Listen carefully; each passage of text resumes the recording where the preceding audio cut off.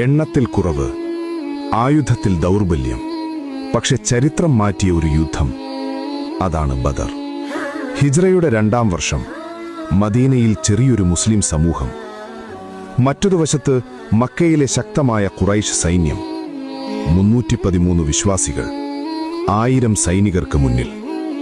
അവർക്ക് കുറഞ്ഞ ആയുധങ്ങൾ, കുറഞ്ഞ കുതിരകൾ, കുറഞ്ഞ സാധനങ്ങൾ, പക്ഷേ ശക്തമായ ഈമാൻ.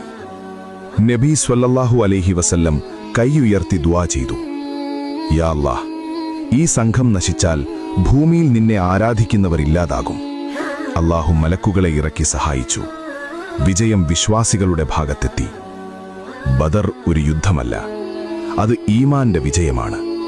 വിജയം എണ്ണം കൊണ്ടല്ല, വിജയം ആയുധം കൊണ്ടല്ല, വിജയം അല്ലാഹുവിൽ ഭരമേൽപ്പിച്ച ഹൃദയം കൊണ്ടാണ്.